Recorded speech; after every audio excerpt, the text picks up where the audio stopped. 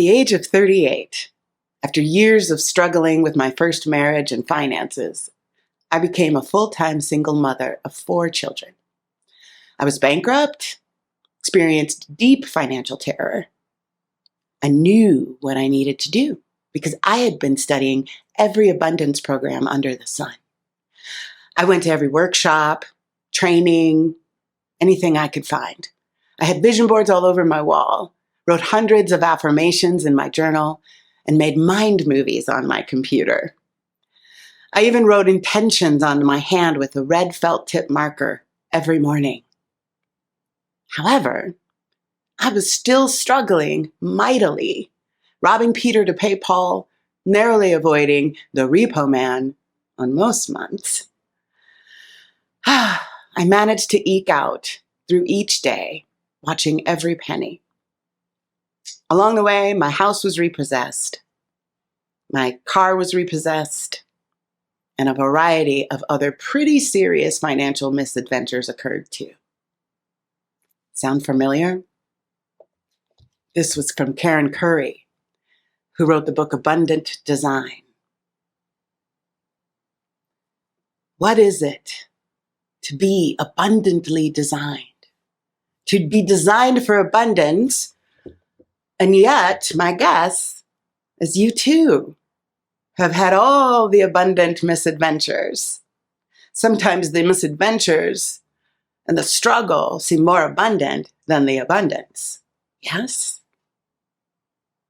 I'm Reverend Amani Malaika. I am so glad you are here.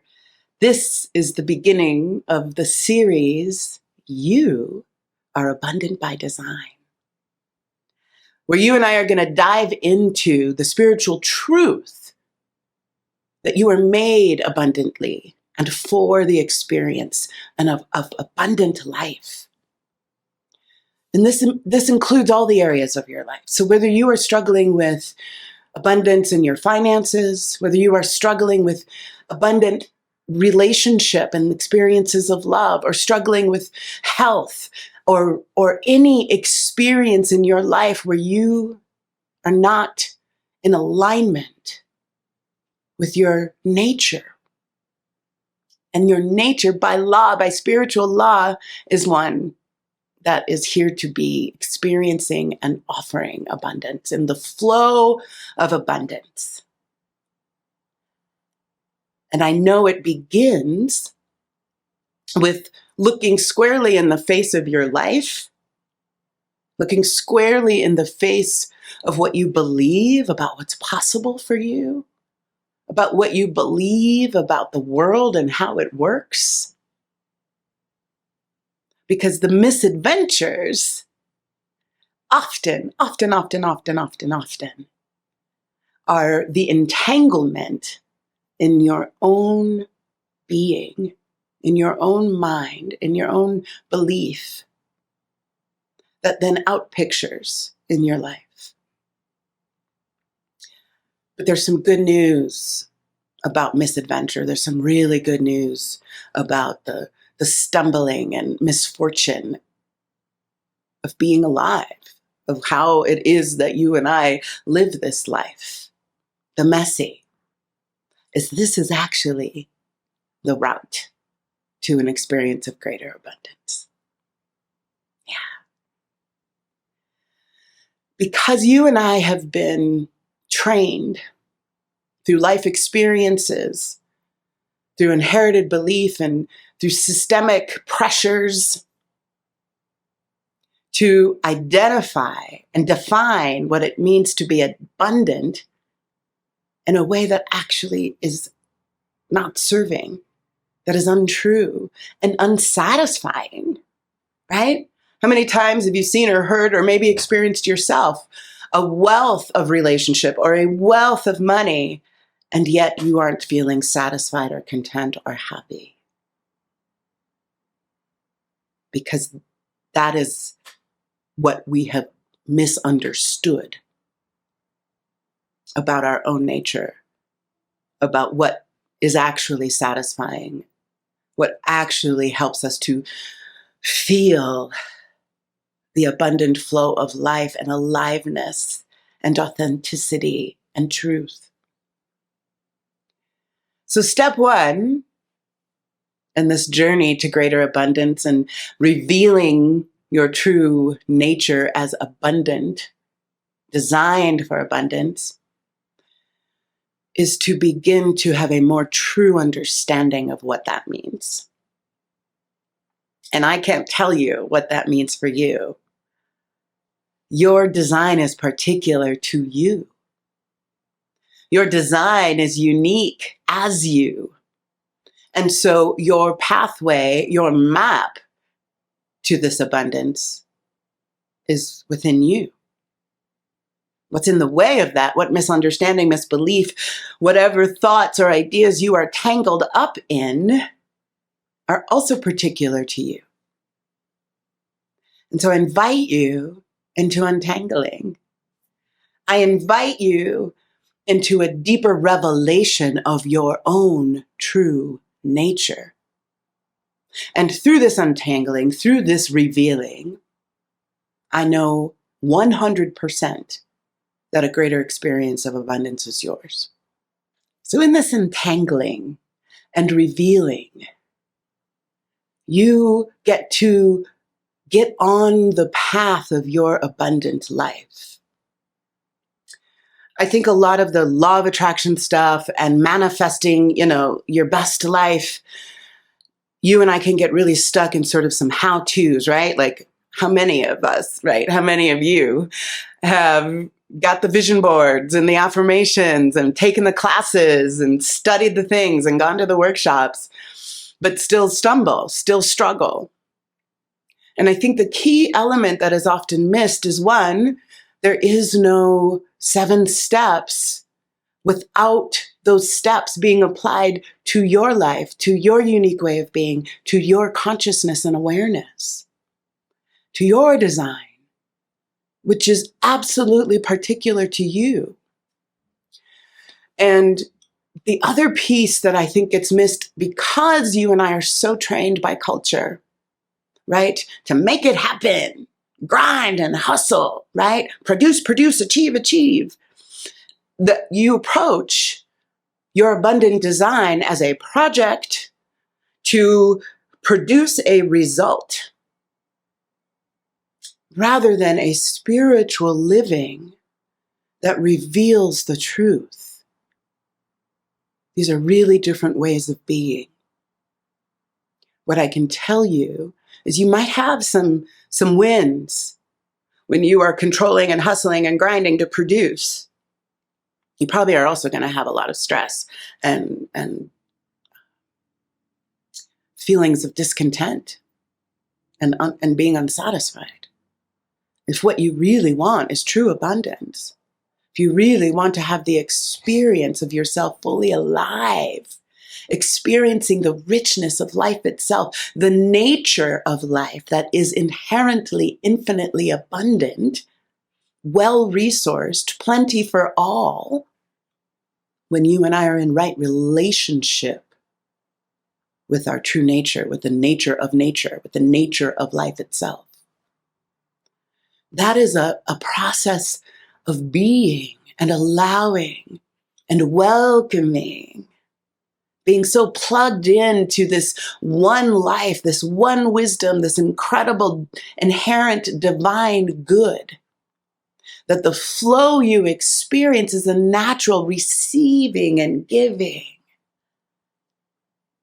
all that you need, all that you have to offer with ease and grace. So untangling all the misbelief that's been handed to you, that's been programmed into you. I mean, you and I have been indoctrinated into a really false narrative about how it is and how it works and what's possible, right? So that's where the untangling comes in.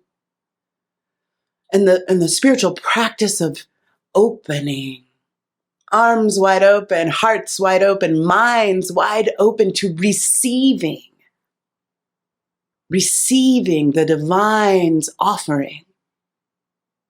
Ernest Holmes, the founder of Science of Mind and Spirit, wrote, "Love points the way, and law makes the way happen.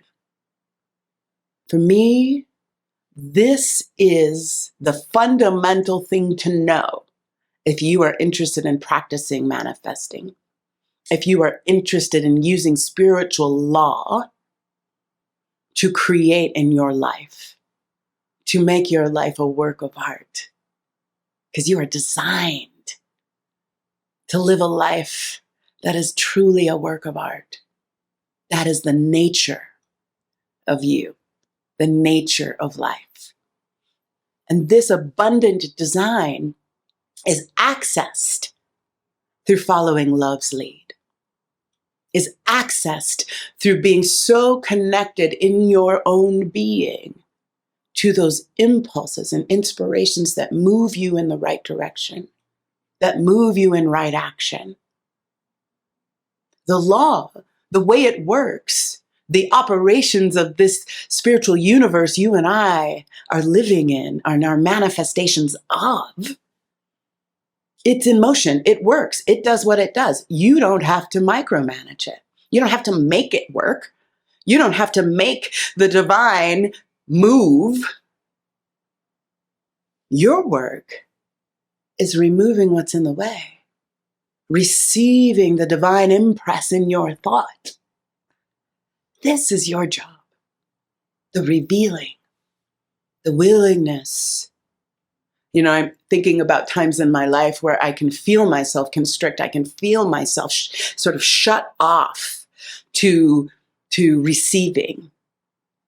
And what I'm learning and continue to learn in my own practice of living a life of my dreams, living a life that is created for the purpose of being a greater demonstration of love and truth in my own unique Amani way, I can feel when I am shutting down, literally restricted in my body, like closing off, not willing to receive.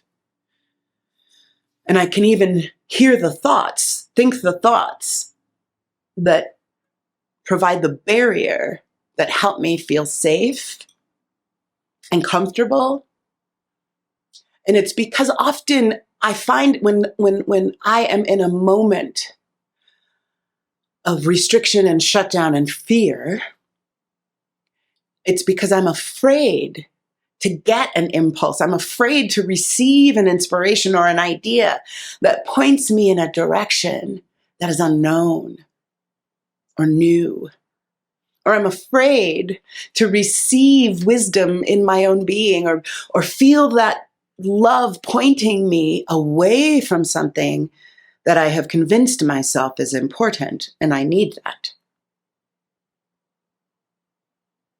And so there are times where I will like actively block receiving love's impress. I will actively block receiving inspiration or wisdom or guidance or a download from the divine about something because I'm afraid. I'm afraid that it'll challenge me to stretch and grow beyond what I think might be possible. I'm afraid that it will end certain circumstances or conditions in my life or ask me to release. And so I get into the business of blocking. I get into the business of being identified with my fear, giving my attention to my fear of being uncomfortable, my fear of the unknown, my fear of bigness and greatness that feels epic and too hard to contain. So that becomes my work. That becomes my work in revealing my abundant design, is allowing myself to let go of the fear, is finding practices and people that can help me do that. And so may I be a person that can help you do that in this process. Because, you know, fear is a thing. It's a thing that you and I spend a lot of time entrenched in by choice and by inheritance, right? By conscious decision and by unconscious programming. This fear is a biological part of who you and I are. You and I are built to feel fear because that is what helps us identify danger, right? It's literally built into our biology. But the fear that identifies danger, which was built into our biology to literally be like, oh my God, that giant creature over there could end me and I need to run or fight, right? But what has happened through generational trauma and systemic trauma and pressure is that fear response now gets triggered because somebody doesn't like you. So your ego, your small self, believes it's in real mortal danger because your identity is being threatened.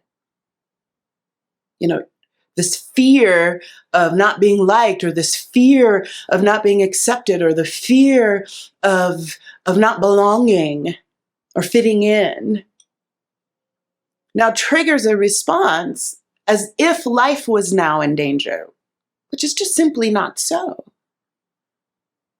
So part of the spiritual path, part of revealing your abundant design, is to practice enough self-awareness and mastery of your biology to know the difference between real danger and perceived threat to your little s ego self.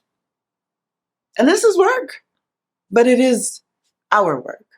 That is the world that you and I live in right now. And the beautiful, beautiful, beautiful piece of that is the truth is always so.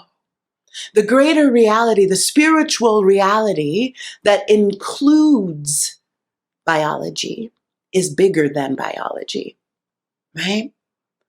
So you've got this greater force that you might call love that is available to you that will help you, will lift you out of the muck and mire of fear into a more powerful experience of love, the greatest force in the universe, the thing that is always pointing you into your abundant design, the thing that is always pointing you into being deeply connected to it as you.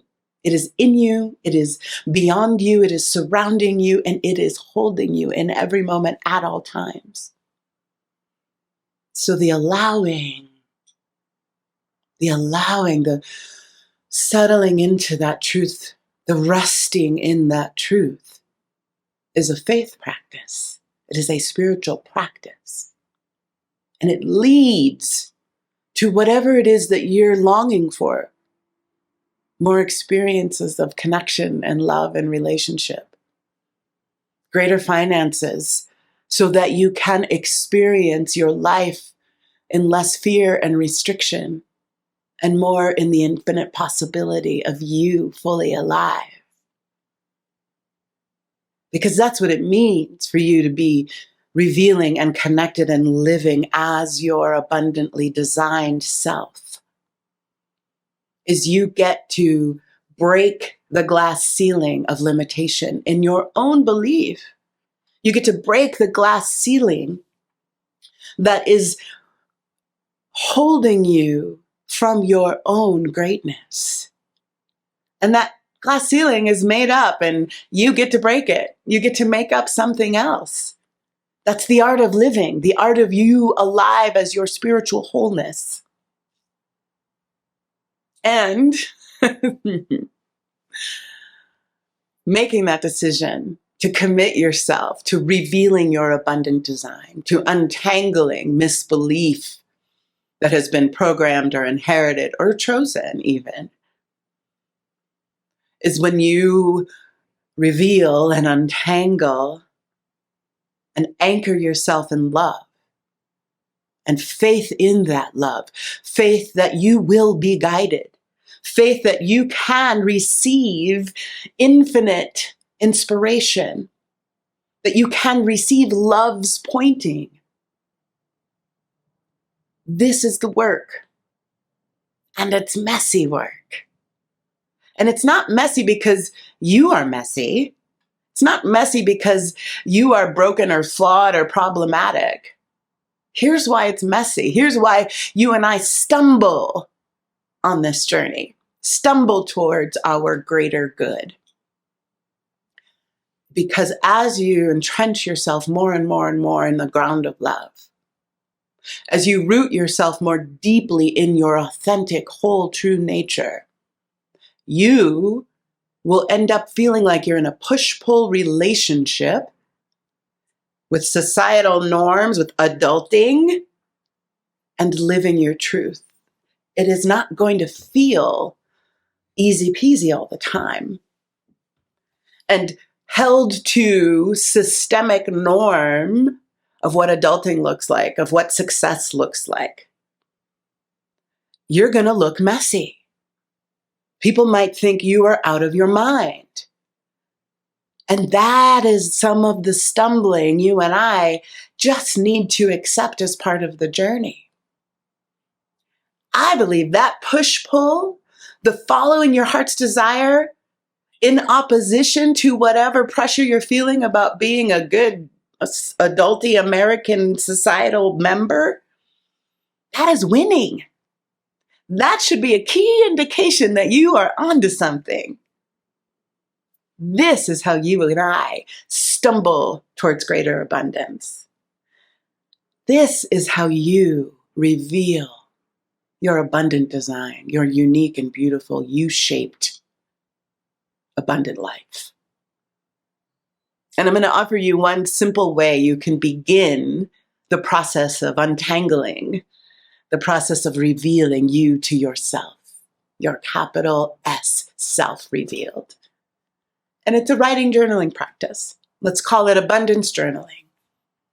And I want you to just spend 15, 20 minutes a day on this practice over the next week, when you and I will come back together again and talk about what's next. So you're going to just sit and free write, which means you write without planning, without judgment, without stopping, without editing for 5 to 10 minutes, all your thoughts about abundance. Whatever comes up in your mind, just write it down, type it down, whatever works for you. Voice text it. That's what I like to do. And then you're going to put that down. You're going to sit for a moment. You're going to find your seat. Take some deep breaths all the way to the bottom of your seat. Center, relax, without agenda, except to center and relax. Do that for 10, 15, 20 deep breaths until you're feeling grounded and centered. And then I want you to look at what you just wrote. Notice what jumps out to you. What can you see right away is obviously untrue? What can you see that lights you up and turns you on in your body? It's like, woo, yes. What restricts and constricts and makes you want to shrink? I want you to just look at it and notice it. And then on the next page, I want you to write down all the things that turned you on and lit you up. And I want you to do that every day.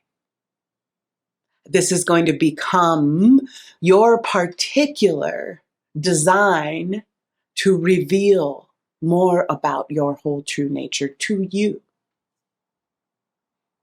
Oh, I am so excited for you to be blessed by this practice, by this stumbling journey of greater good. I love you so much.